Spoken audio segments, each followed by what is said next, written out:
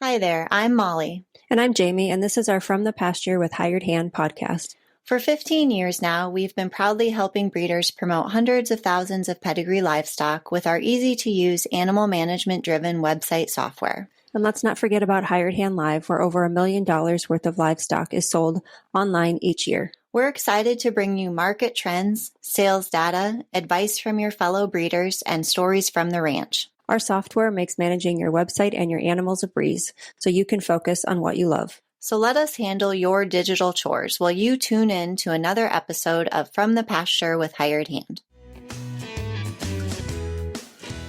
Welcome to this episode of From the Pasture with Hired Hand. Today we're visiting the beautiful pastures of Diamond C Ranch in Thomasville, North Carolina, home of the 2024 NLFR overall champion heifer, 50 Grande BCC, owned by John and Natalie Chaney. I'm your host, Molly Clubb, and I'm excited to take you on another journey into the world of Texas Longhorns and the breeders who care for them. Thank you so much for joining me today, Natalie. Thank you for having me, Molly. Go ahead and just start by telling us a little bit more about yourself and about Diamond C Ranch. Yeah, so my husband and I started Diamond C about 8 or 9 years ago here in North Carolina, and we recently, in the last few years, have expanded to up in West Virginia.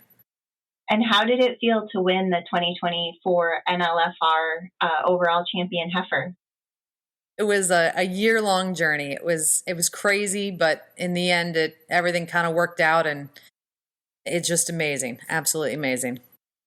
Well, congratulations. I feel like it's a pretty big, exciting deal to be like the first official winner of this NLFR that they've launched. Yes, I'm super excited about the NLFR and going forward, and just super proud of my heifer, 50 Grande. She deserves all the credit. I was really just her taxi to everywhere. Well, before we get into all of that, let's just talk a little bit about the background of Diamond C Longhorns and kind of the breeding journey. What inspired you and John to start raising Texas Longhorns? Well, my husband didn't want to mow, so that's kind of where it all started. So we lived in New Mexico, and we had 15 acres in New Mexico. So when we moved back to the East Coast to North Carolina, we bought 20 acres or 24 acres or something like that. And the horses that I brought weren't even eating down the front yard, and he didn't want to mow. And I did not grow up with cattle. John did. He had a couple of cows growing up, and he said, let's get a couple. And I said, I don't know anything about them.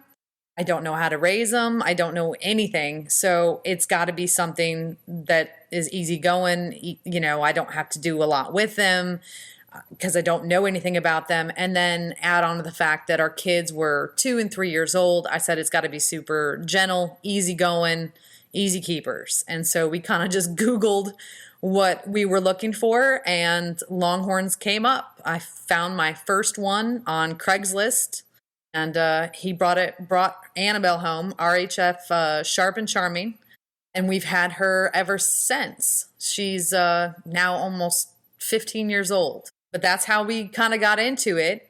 We were looking, as new people, we're just looking on Craigslist and found another local breeder, Jared Sink.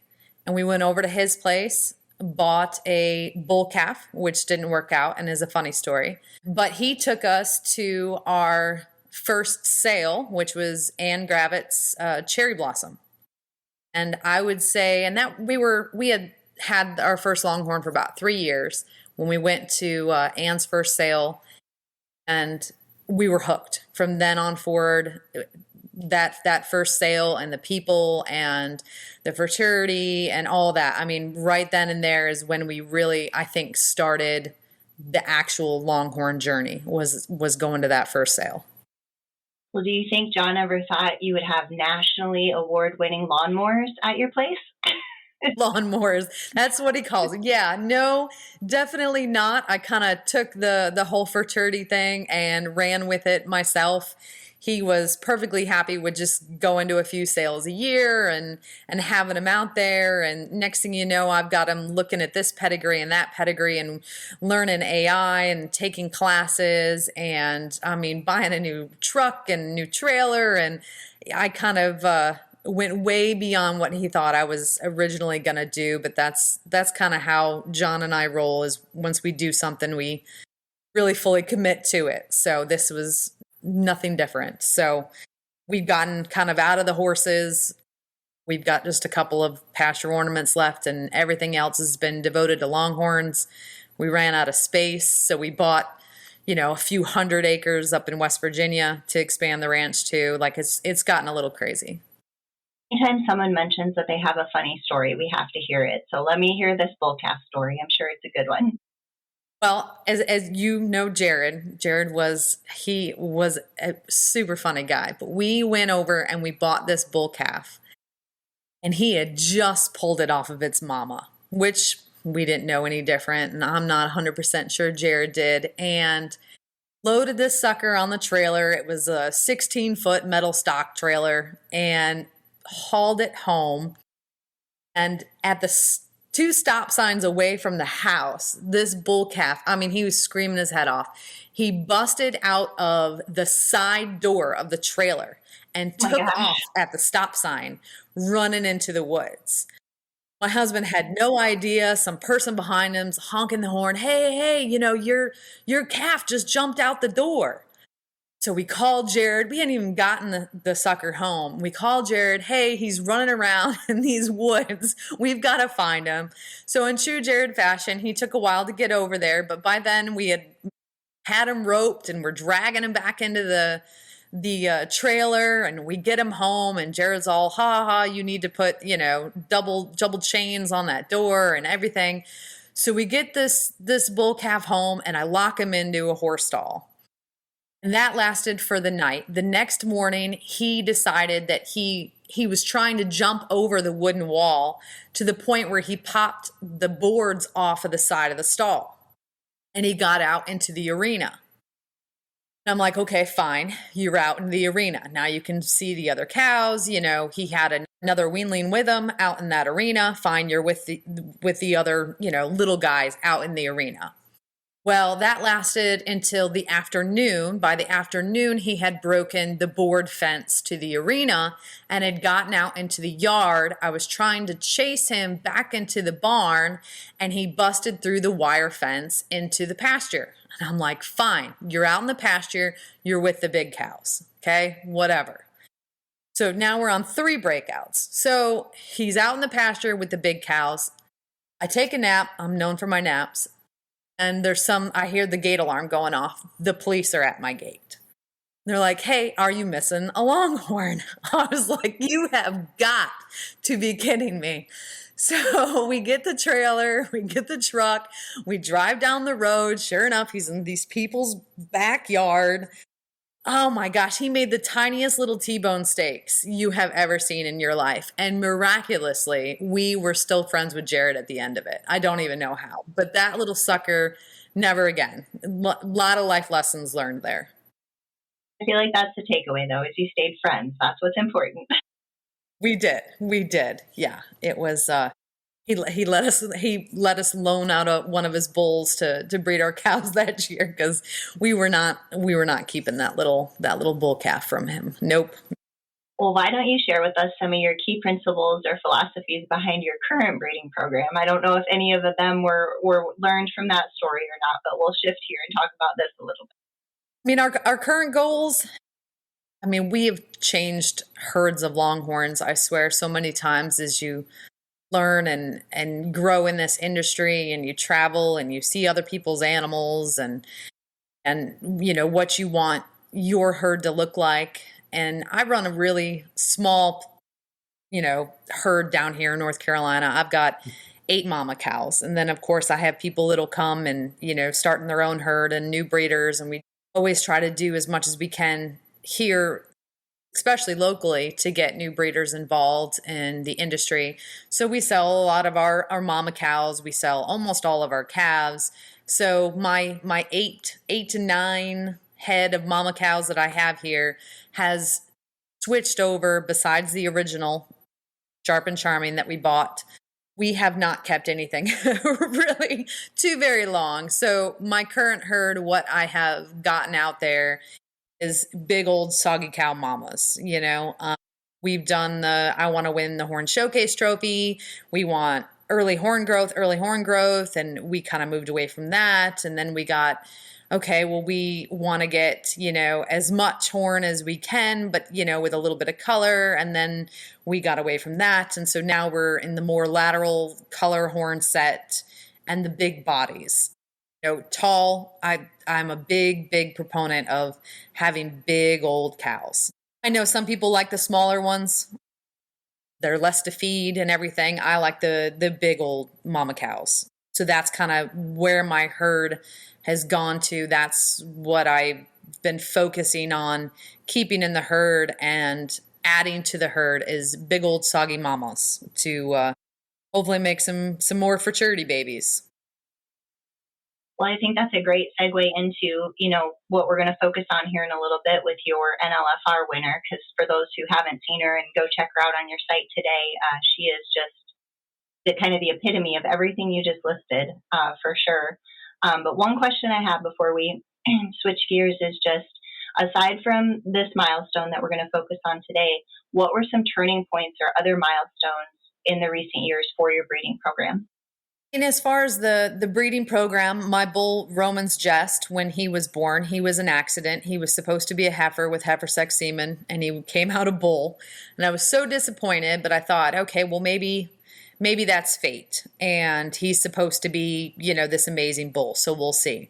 And then he ended up just being my big sweet baby. And he was my first win at a Futurity. I've been probably going for 4 years. I think I won one check one time in 4 years. And I kind of just kept taking it as, hey, this is marketing. This is how, I get my cattle out. And then when my bull Roman's Jest won Millennium, that was my first win. And boy, I was a sappy mess. So that was a huge milestone for me, is when he won that. That was my first one, and the day he was born. And he is just an amazing bull. I think the other big milestone was, getting the ranch up in West Virginia. Now we haven't moved up there. We don't have any cows up there. We've got just a group of steers. But that's going to be another big thing, is when we finally get to move up there and I get to expand the herd a bit. Well, let's jump into the NLFR in general. I'd like your help kind of making sure we all understand what it is. So for our listeners who may not be familiar, can you just explain in broad terms what the NLFR is and stands for? So the NLFR is the National Longhorn Futurity Race. So it is supposed to be the end result of a year-long program. So this past year was its first year.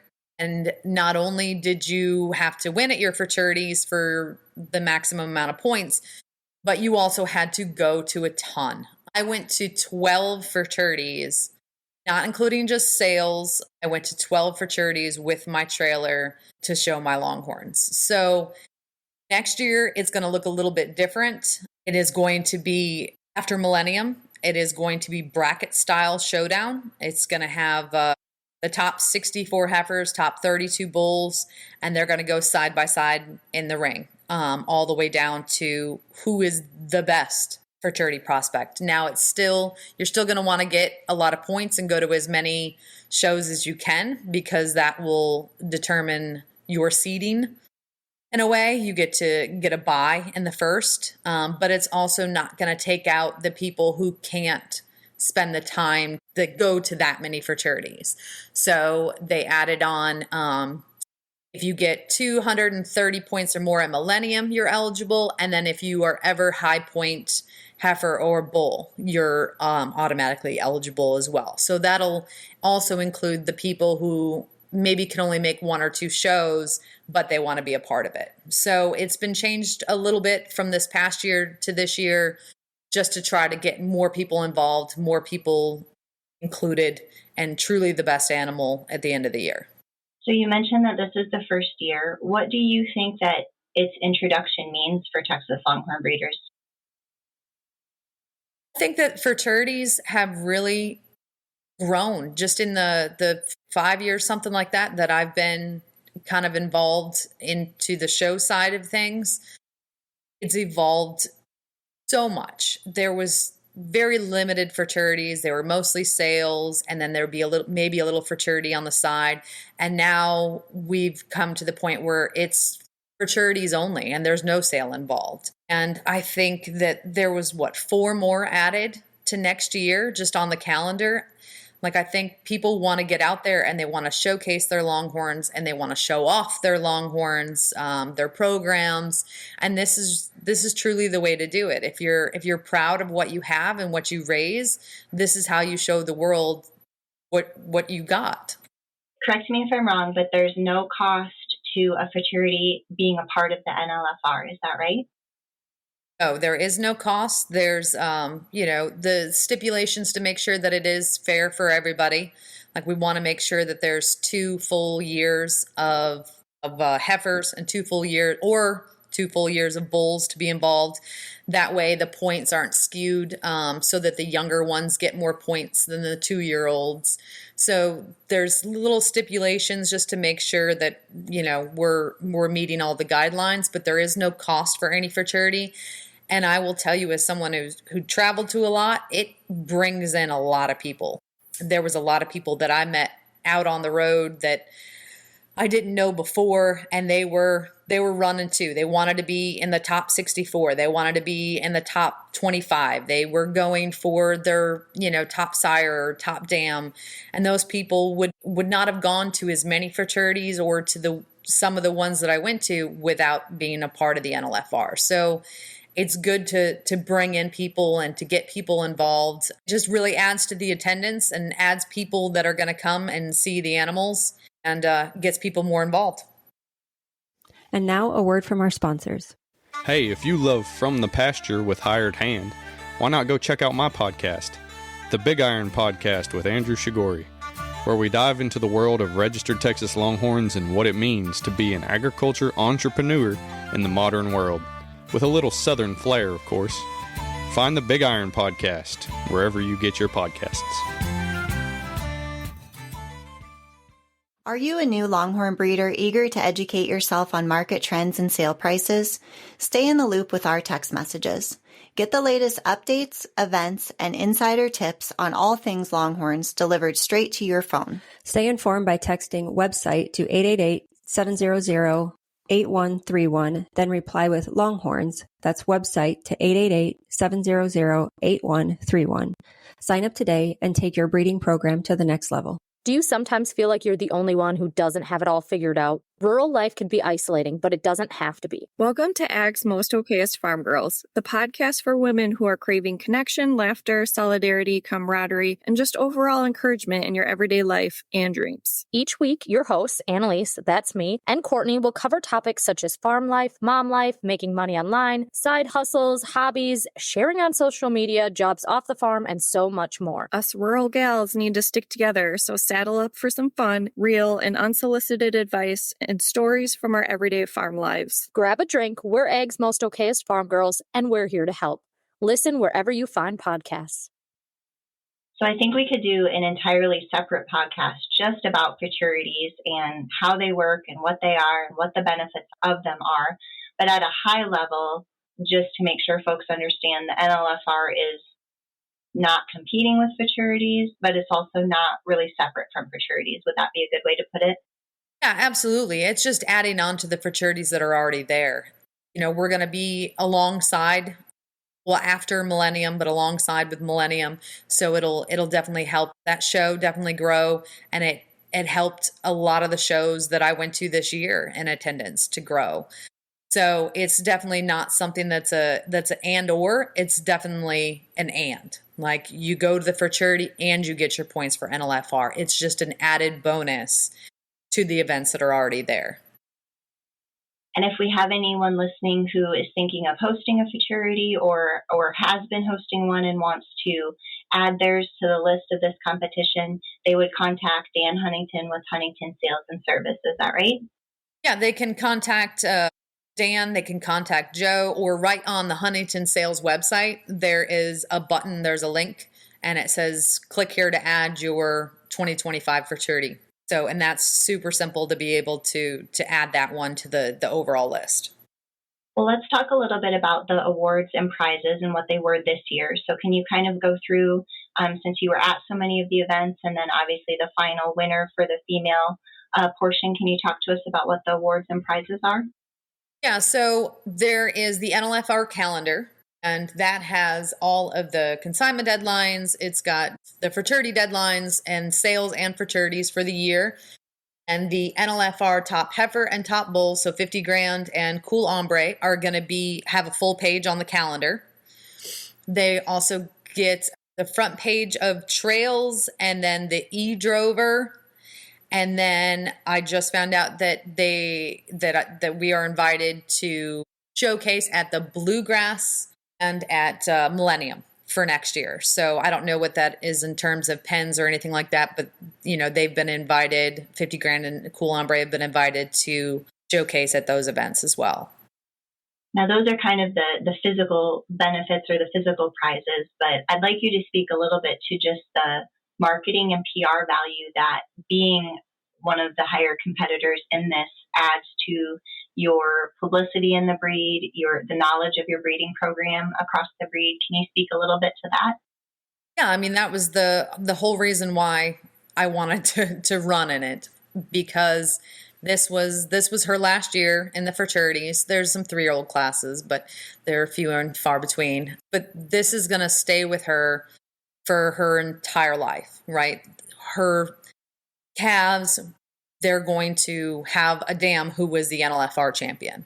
She's always going to be branded with that, and she'll always be on the website with that, and there'll always be the link there. And it's just, it's something that I think is a prestigious title for her to be able to carry for the rest of her life, is that she was the 2024 NLFR champion. Well, I'm going to put you on the spot here and ask you some numbers, so hopefully you know them. Can you tell me how many fraternities she won this year?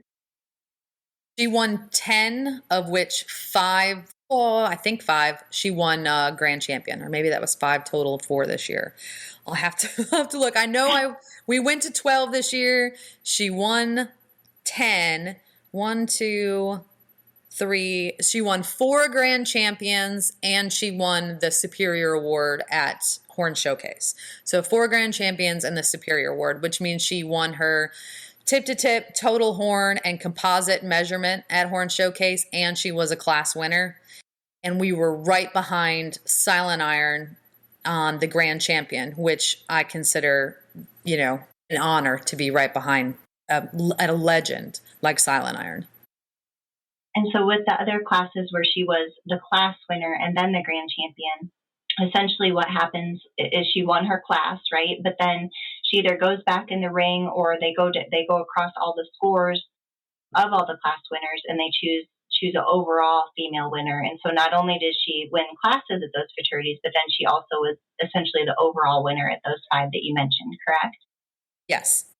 So is there anything else in how her NLFR journey unfolded that you can share with us? Any memorable moments or maybe some unexpected challenges during the competition year? Our truck broke down at Cherry Blossom, so that was not fun.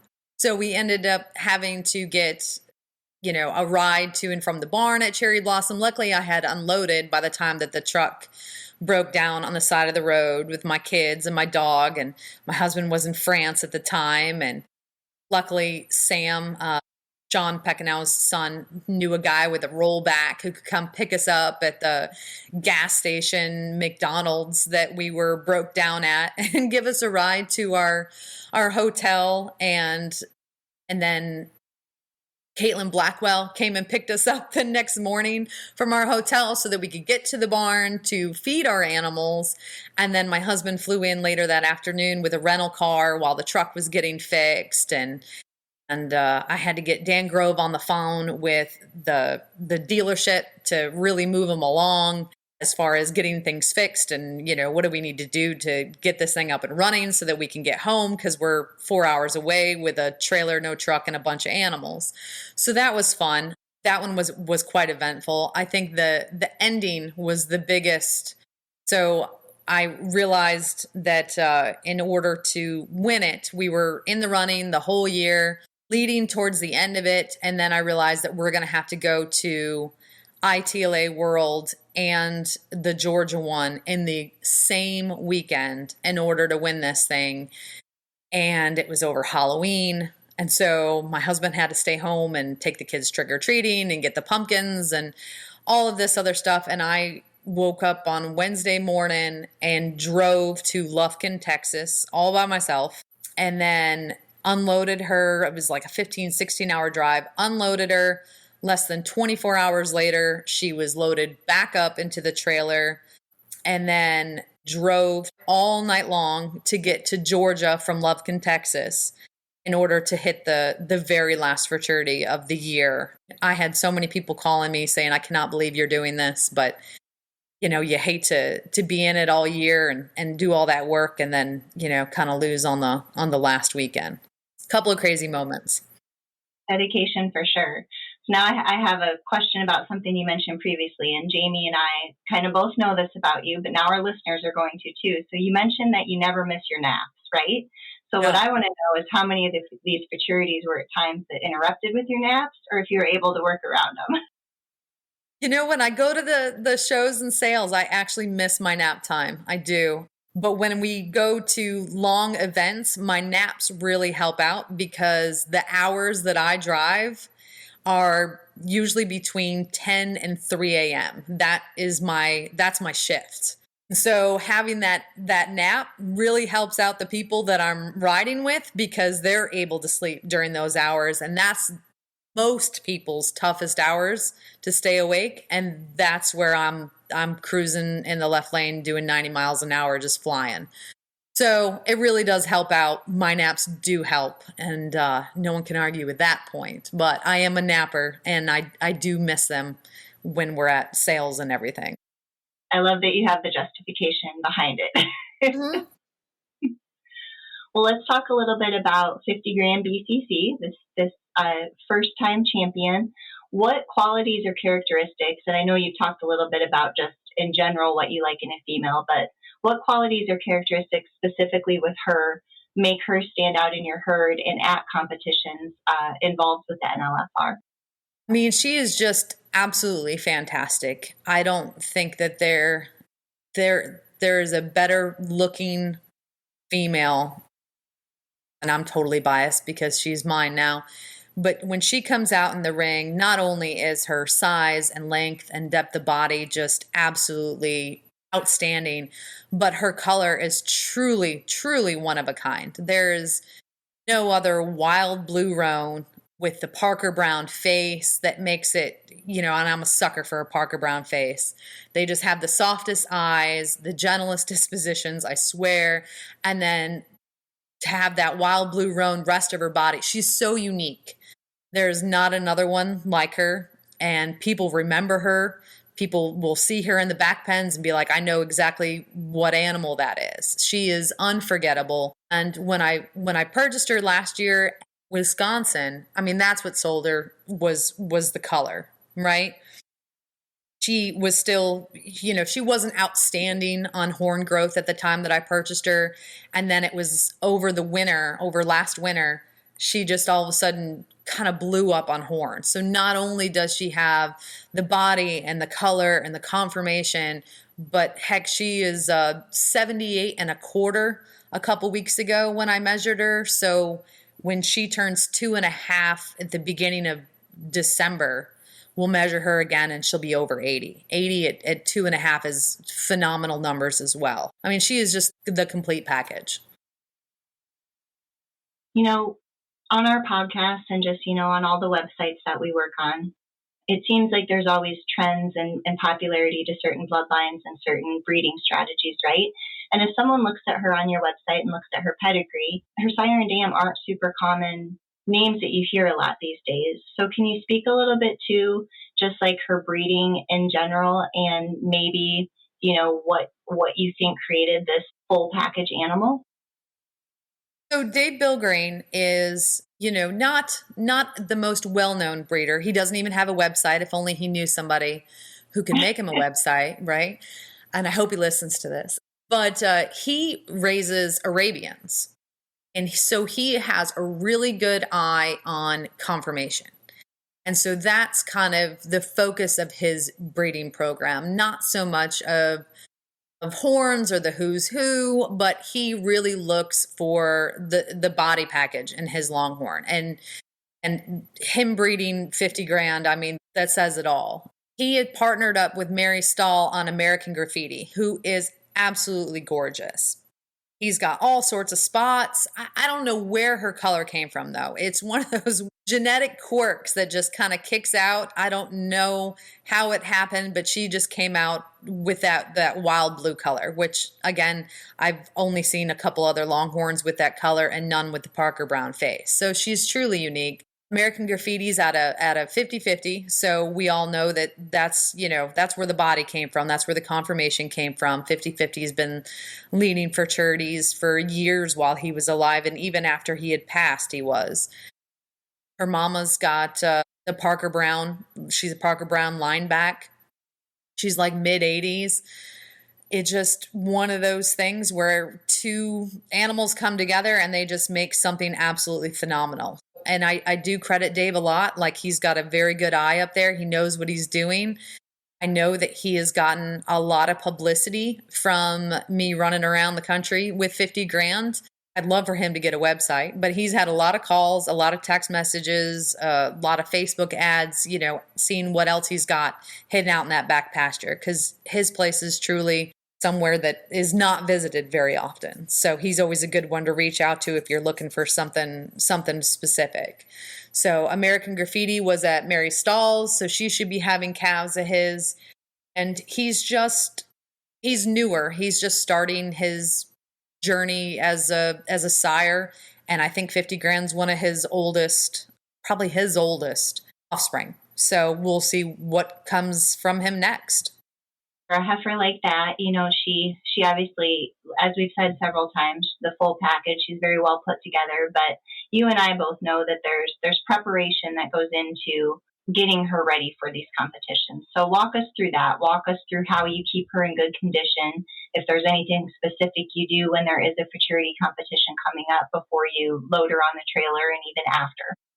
I mean, all of my futurity ones, the ones who travel on the trailers, they love their job. If they didn't love it, then I wouldn't make them go. But when we start running heifers, so my heifer pen is on the opposite side of my pasture than my chute. And so we have to run these animals from the heifer pasture across the driveway over to the pen. And they get so used to doing it that you just, as soon as you hook up the truck to the trailer, they're standing there at the gate, right? So I have the ones that I travel with and the ones that I don't over in this heifer pen. And like the last weekend, we're out there, we're washing Harley, we're washing 50 Grand. And my dad's like, oh, which ones out of the other pen are coming over? And I look and I said, the two standing right there at the gate waiting for you to open it. Everybody else is off eating, but the two that I travel with on the yearlings, they're waiting right there by the gate. So they know their jobs. They love to do this. They love to travel. We always bring them over. We'll hose them off for, any poo spots, anything like that. We don't do as much shampooing or as a halter people like to do, but we'll hose them off. And I've got a little scrubby brush that we use. We, of course, trim their hair around their horns, down their neck, on top of the shoulders where they have a little cowlick where it circles. We'll trim that down so it's not sticking up. And then the very top of their tail, there's some hair that always stands up. I don't know why, but we'll trim those hairs too, just so they look nice and smooth and clean. We'll put some Hoofmaker secret. It's not an oil. You don't want to oil the horns. People do not like when they're trying to move them in the back pens or measure for oil to be on their horns, but we'll put on a what you would put on horses' feet. It's just a clear polish. It soaks right in, and then it just kind of makes them shiny without making them oily. And then we'll load them up in the trailer. They've always got, freshly bedded down shavings so that they don't get any splashes or dirt on them. And then all of mine are gentle enough that my daughter will go in and she'll brush them off, get any shavings off or whatever before they go into the show ring the morning of. While they're eating, she brushes them all down and gives them pets and makes sure everyone's in good spirits. I love that it's a family affair. That's awesome. Yeah, my daughter has really taken off this year in going to events with me. Harley is her heifer, and Harley's famous too. She's just not famous for winning. Harley is a Clydesdale among among regular sized horses. So Harley is 1,536 pounds at 2.5 years old. She's a big old beast, and that is my daughter's heifer, and she has really this year, she's decided she's going to all these events with me. She went to Bluegrass and Cherry Blossom and Netla and Appalachian and Ohio and Millennium. And she's become, my sidekick in all these events. Heck, for the Georgia event, because I was coming back from Texas, it was a 5-hour detour to come back home, pick up the rest of the show heifers and her. So Andrew down in Denton, Shigori, he picked up 2 of my show heifers and my daughter. And she rode down with them just so she could come to the event and meet me down there. I love the fact that she's really gotten into it, and we've kind of made this more of a family thing, or at least a her and I thing. It's really made everything so much more special to go with her. That's awesome. And I feel like a lot of the futurities and the sales in conjunction with the futurities as well have started to try to have a lot more activities or involve the kids in different ways too. I know there was some marketing contests. I think there was maybe like a judging contest. So that's great to see too. Absolutely. Devin and Ryan Culpepper, they do a lot of great stuff. The one that they did at Appalachian, it was the judging contest, and Mackenzie won that. She had they gave her like this giant trophy. I mean, the sucker had to have been like 3.5 foot tall. It was huge. She was so dang happy, and she was trying to play it off. She really, really was. But she was so happy that she won that. She was carrying it around, had to take it back into the hotel with her up the elevator so people would have to ask, because she was so proud of it. They are doing an amazing job as well, just getting the kids more involved. And as folks going back and listening to the podcast we did with Devin, elaborating more on how to get kids involved if they're looking for that. And now let's hear from our advertisers. Looking for top quality Longhorns and a taste of true Texas spirit? Look no further than Cantera Cattle Company. Our passion for Longhorns shines at Old Gringo Ranch, where tradition meets excellence. Visit us online at CanteraCattleCompany.com and follow us on Facebook, Instagram, and TikTok for the latest updates and ranch life fun. Ready to experience it yourself? Schedule your visit by emailing canteracattle@gmail.com. Remember, God is great, Longhorns are good, and life is crazy. From the Pasture by Hired Hand is presented by R3 Hilltop Ranch. Located in Chilton, Texas, R3 Hilltop Ranch has been breeding registered Texas Longhorns since 2006. What began as 3 heifers has grown into our current herd, which you can explore on our website at r3hilltop.com. We're passionate about loud colors, longhorns, and docile temperaments, but it's the easy-keeping, low-maintenance traits of Texas Longhorns that initially attracted us and continue to drive our herd growth. In addition to livestock, we proudly offer certified Longhorn beef products. Visit r3hilltop.com/beef to learn more. Thank you for listening, and enjoy exploring our ranch online at r3hilltop.com. When it comes to buying and selling livestock, trust is everything. At Hired Hand Live, we have a platform that breeders and buyers rely on, whether participating in a live auction, an internet-only event, or hosting their own online auction. Our secure, user-friendly system ensures that your bid counts, and every transaction is backed by our commitment to integrity. Whether you're a part of a consignment sale or planning your own internet auction, Hired Hand Live connects breeders and buyers live and online. Discover why breeders trust us with their livestock auctions. Visit hiredhandlive.com today.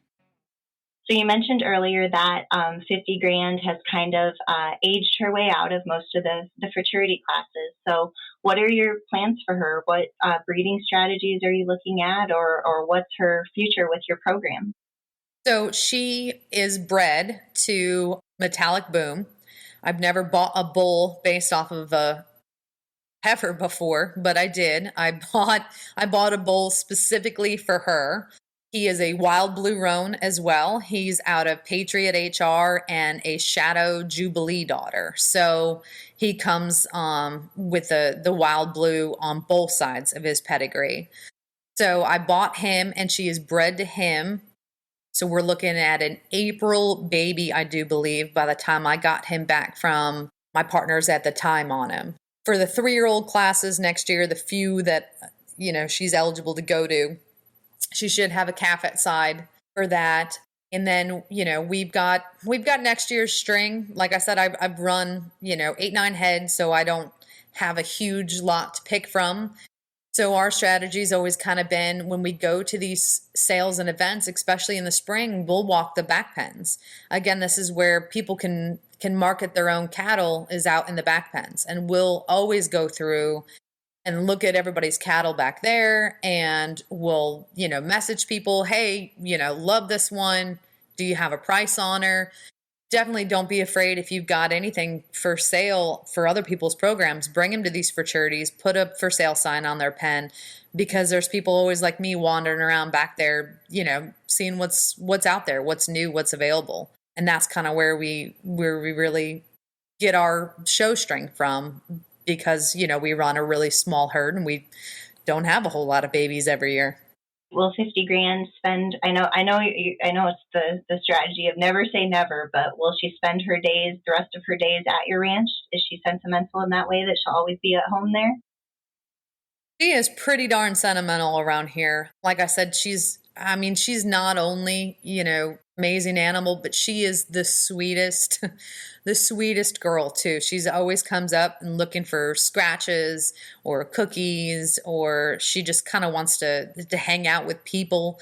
She's a very, very much a people kind of girl. Not that saying she's not comfortable with the cows, but if there's people out in the pasture, she's always the first one to come up and say hello and what do you have and what are you doing, and, come hang out with us. So, she's really become the family favorite, not just for winning, but because of how sweet she is. Never say never, but she's not leaving here anytime soon. So we'll say that, I guess.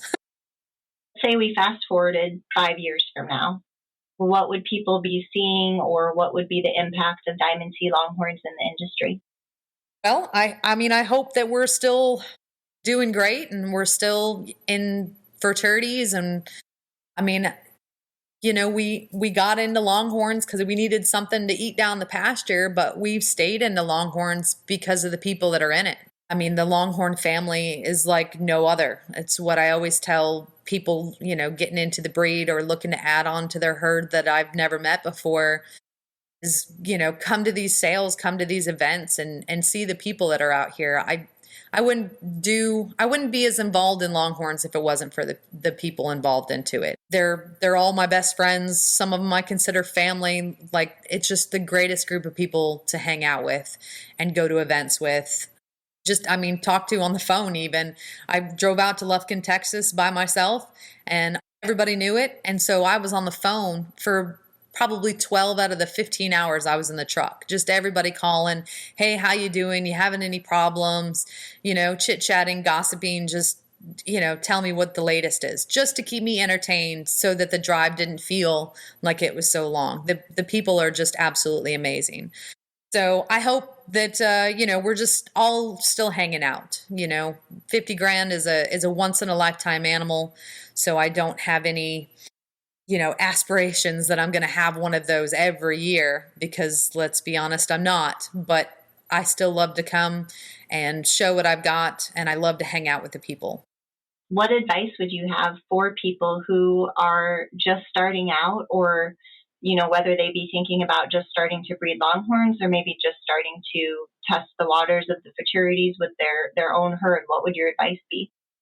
I mean, when people come and they look for Longhorns for their first one, I always tell them, what are you looking to do with them? Are you looking to, win the Horn Showcase trophies? Are you looking to do the Futurity? Are you looking to have a bell ringer? Are you looking for something that's pretty in your backyard? And whatever it is fine. There's a Longhorn for everybody. So breed what you like and like what you breed. And come to the events. Be in the Longhorn industry if it wasn't for the people, like I said. And once you get to your first event, you're hooked, like you're lifers. So I always try to get the new breeders to come up to Ann Sale in the spring or the fall, or watch at least the Hired Hand online, especially when you guys do bull alley. See the bulls. You want to see these guys in person. Use AI work. You don't have to buy a bull. Use AI. The known bulls, but see them in person. There's a difference between seeing a picture of them and seeing them on person. And when you look at your cows, and everybody's cows are like this, you look at a cow and you say, what can I improve on this cow? And then find the bull that will fix that, right? But definitely just come out and hang out. I try to invite all the new people down to Ricky's house for satellite measuring and a ranch tour. He does a great lunch, and, come over and have a meeting, or let's do some ranch tours around the area. We'll go down to, Hidden Springs or over to Dan's or down to Ricky's, whatever it may be. Just, come and meet people, because when you run into issues or you have problems, you want a wealth of information to go to be able to call and figure stuff out. And that's where the Longhorns versus any other breed out there really excels. Well, as we wrap up here, tell us one more time, or maybe we haven't, covered it from this angle, but what does winning the NLFR for 2024, what does that mean to you personally? Personally, it was amazing. It really, really was. It means that, I have an animal that can do it all, right? I finally have the one that's in the herd, and now I just plan on using her genetics to kind of further my entire herd along. It was a lot of hard work, but I spent a ton of family time getting it done, and allowing 50 Grand to really show everyone who she is and what she's got. So it was amazing. And I thank Dan and Joe for coming together with the NLFR idea and letting it roll out, and excited about next year and how that's going to look. How can our listeners who might not be familiar with you, or maybe they haven't looked you up yet, how can they connect with you or follow your journey online? So, I have a TikTok, Instagram, Facebook. I have a Hired Hand website, which I know I've got to get up to date with new pictures. But there's prices on almost everything, right? I try to make sure that everything has a price on it. Or call me. I'm always willing to talk to people, love to talk to people, especially about cows. Come on by the ranch and, hang out. We'll have a beer and go look at the cows. Absolutely, anytime, to anybody. Well, thank you so much, Natalie, for joining me today on From the Pasture with Hired Hand. We hope our listeners enjoyed this visit to Diamond C Longhorns and learned something new about the NLFR or the world of Longhorns. If you liked today's episode, don't forget to subscribe and leave a review. You can always explore more stories from the pasture by visiting our website or following us on social media. And until next time, remember to appreciate the pastures you roam and the traditions that make them special.